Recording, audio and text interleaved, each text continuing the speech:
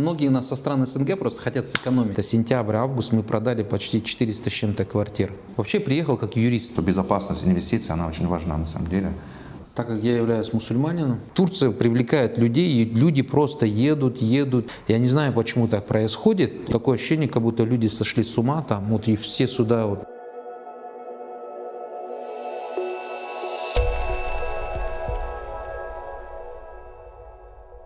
Салам алейкум. Здравствуйте. Сегодня с нами в гостях наш брат, дорогой гость Арман Букешев. Арман является руководителем компании Turan Invest в Турции, которая занимается строительством жилых проектов и недвижимости, и реализацией этих проектов. Арман является основателем площадки Al-Adin Сайт. Также компания занимается реализацией турецкой продукции на территории СНГ. Арман, благодарим, что ты пришел. Ассаламу алейкум. Алейкум салам рахматуллах. Мы рады тебя увидеть у нас в офисе. Благодарим тебя за эту возможность пообщаться с тобой. Хотели бы задать тебе несколько вопросов, которые будут очень интересны нашим зрителям и клиентам. Вот ты уже в Турции сколько лет и почему приехал в Турцию? В Турцию я приехал в 2016 году. Вообще приехал как юрист. Так как имею юридическое образование, меня привезли сюда пробить одну строительную компанию. Вот, узнать о строительной компании, потому что люди вкладывались сюда, решили вкладывать сюда деньги, и не решили, чтобы, везде проверил, зарегистрированы, не зарегистрированы, судебные процессы были, не были. Когда я приехал, это был город Алания, я посмотрел, какие строятся здесь объекты, да, какая отделка идет, что в Турции есть дома с инфраструктурой, с бассейном, с хамамом, с тренажеркой. И сравнил цены с постсоветским пространством, то есть с Казахстаном, я понял, что здесь есть перспективы. И у меня буквально было в кармане $1000. На $1000, можно сказать, я купил себе квартиру, забронировал. Вот. Там была рассрочка год, и за год как бы рассчитался с квартирой. Посоветовал своему клиенту, кто приехал, кто меня вообще привез. Она тоже купила квартиру. И вот так вот я приезжал где-то раз, приехал, два, так где-то, около 10, наверное, раз. А потом решил уже остаться. Арман, значит, такой вопрос у нас. Что привело тебя в Турцию? Почему Турция, а не Европа? Так как я являюсь мусульманином, мне очень важно, в какой я стране буду жить и какую я страну буду поднимать. Потому что у нас ресурсы как бы тоже очень немаленькие, мы очень трудимся упорно, сильно. Вот. И Турция, она очень привлекательная страна для инвесторов, для инвестиций. Это безопасная страна, в том, что здесь защищены активы. Хотя они входят в НАТО, но здесь то, что сегодня инвесторы имеют, то есть это не разглашается. Да? Да. Это очень важно для всего народа, всего человечества. Я знаю так, по своей информации, что есть две страны такие, это Мексика и Турция. Я долгие годы работаю тоже с арабскими инвесторами, на самом деле, с Ближнего Востока. И как ты сказал сейчас, ты подчеркнул, что безопасность инвестиций, она очень важна на самом деле. Людям с деньгами очень важно, чтобы эти деньги были в безопасности, и информация о этих деньгах, и куда они вкладываются, не разглашалась. Поэтому Турция продолжает привлекать инвесторов со всего мира, на самом деле, не только наших и не только арабов. И Запад, и китайцы тоже вкладываются сегодня в Турцию. Кстати, в Турции, вот что хорошо, можно зарабатывать на недвижимости. Да, потому что во многих странах ты не заработаешь. То есть ты купил по этой цене и продаешь, даже не можешь продать по этой цене. Здесь мы вообще супер начали с одной квартиры и спокойно мы нарастили сегодня объемы. Вот, мы можем сейчас выкупать земельные участки, предоставлять строительным компаниям, они на наших земле строятся, выдают нам квартирами. То есть это как бы, мне это очень нравится. Поэтому здесь перспективы сейчас вот роста, динамики. Вот если взять Аланию, где-то недвижка за 2016-2021 год подорожала в 2 раза, а в Стамбуле вообще в 5 раз. Да, все правильно. Мы работаем в Стамбуле, на самом деле.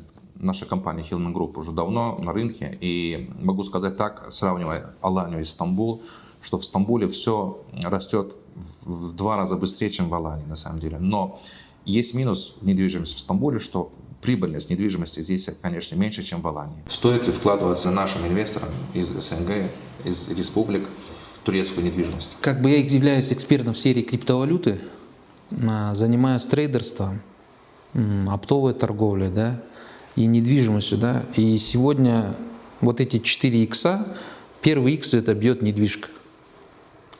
Я просто не знаю, что происходит, но мы за 2 месяца вот буквально Это сентябрь-август, мы продали почти 400 с чем-то квартир. Турция привлекает людей, и люди просто едут. Я не знаю, почему так происходит. Такое ощущение, как будто люди сошли с ума там, вот и все сюда вот прям едут и Да. покупают. Бум идет, да. Я согласен, как раз таки это пришлось на конец пандемии. И если ты помнишь, в пандемию, когда был локдаун, ничто не работало, продажи были уже онлайн.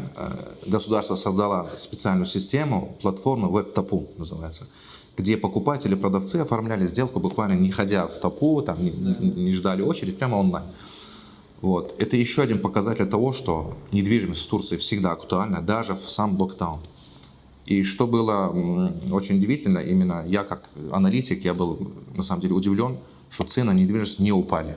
В то время как цены в Европе, в России, в тех же Дубаях, на Ближнем Востоке сильно упали, конечно, в период пандемии. Была паника, вот, чего не было в Турции. Недавно общался с одним политиком тоже, он говорит, что сейчас гражданство, что получить, это 250-300 тысяч евро. Ну, в основном покупают все недвижимость, да, и потом уже оформляют. Ну, говорят, что 2022-2023 год, что будет почти под 500 тысяч евро, 1 000 000 евро, то есть именно чтобы взять гражданство, да? Да. Но это так и было, на самом деле. Вообще, этот закон о получении гражданства для инвесторов, он начинался с $1 000 000. Затем это было $500 тысяч, и вот они буквально в 2018 году опустили ставку на $250 тысяч. Я слышал, что возможно, что ее вернут обратно, на да? уровень $500 тысяч, да. Поэтому это хорошая возможность сегодня, конечно, вложиться в Турцию. То есть это вложение не только которые приносят прибыль, а также это вложение в его будущее. Это важно для его детей. Турецкий паспорт, он является на 73-м месте в мире вообще, по статистике, да.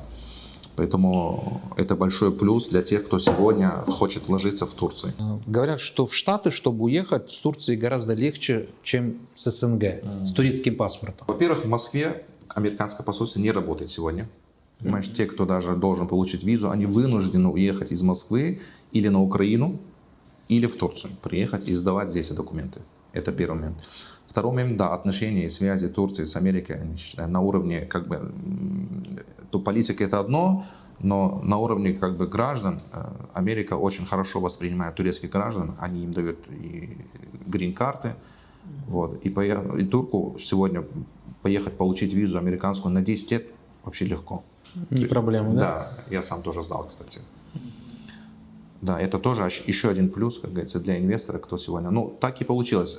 Многие арабы и иранцы, кстати, вкладывались в недвижимость, получали гражданство только с целью уехать в Америку. Арман, значит, ты инвестор и бизнесмен, работаешь в Турции, зарабатываешь в Турции. Но также ты живешь здесь со своей семьей, с детьми. И вот как тебе семейная жизнь в Турции? Мне очень, как бы, комфортно. Первый год у меня был, как бы, депрессняк. Я, наверное, раз 20, наверное, ездил в Казахстан. Да. Вот, раз 20 это точно. Летал туда-сюда, потому что психовал. Не мог, меня здесь люди не понимают, то есть турецкий не знаешь. Вот, это напрягало. И часто вот летал, потому что не мог привыкнуть. Потом потихонечку, как бы человек, ну, постепенно же привыкает, как бы постепенно привыкаешь. А сейчас, наоборот, я до того привык в Турции, что куда-то мне ехать там, в СНГ, в Россию, в Казахстан, не так уж уже, то есть абсолютно привык. У меня дети учатся в Исабет, частной школе, это читают намаз, есть там бассейн, тренажерка, ну все буквально, да, учат турецкий язык, английский язык, арабский язык. То есть при школе есть медресе, мечеть есть при школе. Ну, для нас же самое главное это потомство, чтобы детям было комфортно. Вот. Мне лично комфортно, мне нравится. Арман, ты рассказал, что ты начал строить в Алании и успешно продавать. Пожалуйста, расскажи о системе продаж, как ты занимаешься этим и какие объемы продаж вообще у тебя в недвижимости. Во-первых, я сам не строю, это раз. Я предоставляю земельные участки для крупных строительных компаний. То есть, чтобы они строили на наших объектах, но под нашими логотипами, под нашим брендом. Второе. Почему сегодня у кого-то идут продажи, у кого-то не идут? Почему у нас идут? Мы делаем лояльные условия для клиента. это первоначальный взнос 10%. Все компании требуют первоначальный взнос 50%, 30%. Мы делаем первый взнос 10%, через 3 месяца человек должен внести 20%. Потом оставшуюся сумму мы делаем беспроцентную рассрочку на 1,5-2 года.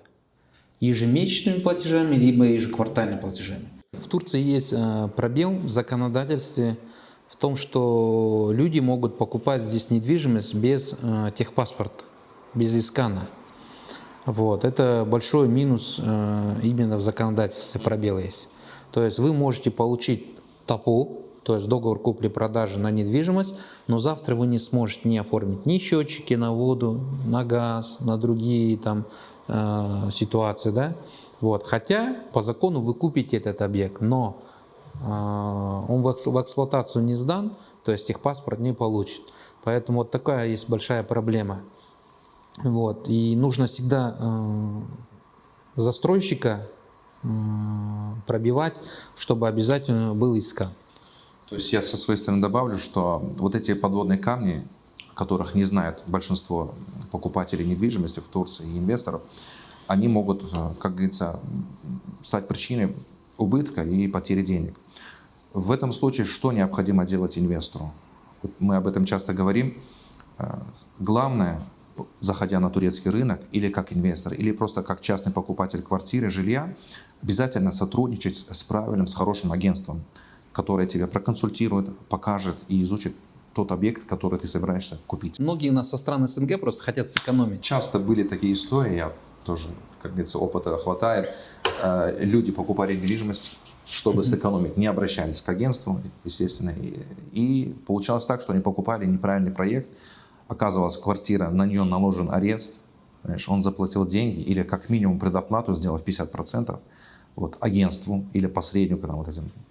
Вот. А как только вставал вопрос о оформлении документации и купли-продажи, оказывалось, что проект невозможно купить. Тогда вставал вопрос вернуть деньги. Ну, понятно, что если ты отдал деньги, тебе эти деньги никто не вернет.